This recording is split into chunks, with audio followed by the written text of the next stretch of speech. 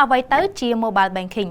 ធនាគារចល័តឬ Mobile Banking គឺជាការប្រើប្រាស់ទូរស័ព្ទចល័តនៅក្នុងប្រតិបត្តិការហិរញ្ញវត្ថុសេវាកម្មនេះត្រូវបានផ្ដល់ជូនដោយស្ថាប័នហិរញ្ញវត្ថុមួយចំនួនដូចជាធនាគារនិងមីក្រូហិរញ្ញវត្ថុ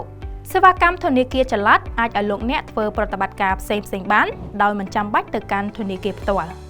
ពលគឺលោកអ្នកអាចធ្វើប្រតិបត្តិការបានគ្រប់ពេលវេលាគ្រប់ទីកន្លែងសេវាកម្មធនាគារចល័តឬ Mobile Banking អាចឲ្យអ្នកប្រើប្រាស់ចូលទៅកាន់គណនីរបស់ខ្លួនបានមានដូចជាមើលព័ត៌មាននៅក្នុងគណនីផ្ទាល់ពិនិត្យសាច់ប្រាក់របាយការណ៍ប្រតិបត្តិការចេញចូលប្រាក់កម្ចីជាដើមលើពីនេះអ្នកអាចផ្ទេរប្រាក់ពីគណនីរបស់អ្នកឲ្យទៅគណនីផ្សេងទៀតជាមួយនឹងធនាគារដូចគ្នាឬធនាគារផ្សេងនៅក្នុងស្រុកព្រមទាំងការទូទាត់បង់ប្រាក់ទឹកភ្លើងនិងសេវាផ្សេងទៀតដែលមាននៅលើទូរស័ព្ទដៃ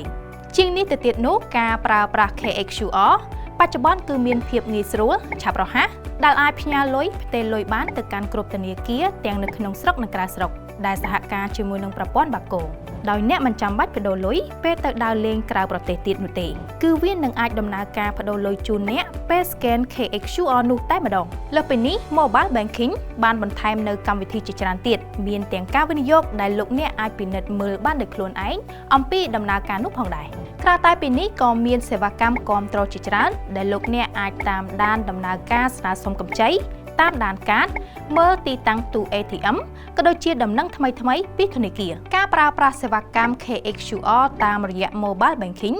គឺមានភាពពេញនិយមសម្រាប់ម្ចាស់អាជីវកម្មអ្នកលក់ដូរដែលមានភាពងាយស្រួលឆាប់រហ័សចំណេញពេលវេលាហើយធ្វើឲ្យអាជីវកម្មរបស់លោកអ្នកមានភាពល្អប្រសើរថែមទៀតជាពិសេសទៅទៀតនោះប្រសិនបើម្ចាស់អាជីវកម្មទូទាត់ចំណូលនិងចំណាយតាមរយៈ Mobile Banking ពួកគាត់នឹងអាចតាមដានចំណូលនិងចំណាយរបស់ពួកគាត់បានយ៉ាងងាយស្រួលនិងមានប្រសិទ្ធភាពហើយប្រសិនបើគាត់ត្រូវការរបាយការណ៍ហិរញ្ញវត្ថុសម្រាប់ជាឯកសារនៅក្នុងការស្នើសុំកម្ចីនោះពួកគាត់ក៏អាចទាញយកពីនៅក្នុង App បានយ៉ាងងាយស្រួលផងដែរដែលពួកគាត់មិនចាំបាច់កត់ត្រាចំណូលចំណាយនៅក្នុងអាជីវកម្មរបស់ពួកគាត់ជាប្រចាំនាំតែពិបាកទៀតនោះទេ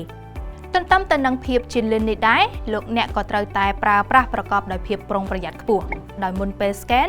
ឬផ្ញើលុយទៅកាន់គណនីណាមួយលោកអ្នកត្រូវតែពិនិត្យមើលឲ្យបានច្បាស់លាស់ជាពិសេសនោះត្រង់ឈ្មោះគណនីដែលលោកអ្នកផ្ញើប្រាក់ឬទូទាត់ប្រាក់ជៀសវាងជន់ខិលខូចបន្លំ QR code ឬផ្ទេរខុសគណនីនិងពិនិត្យមើលចំនួនទឹកប្រាក់ដែលមានដូចជាប្រាក់រៀលនិងប្រាក់ដុល្លារជាដើម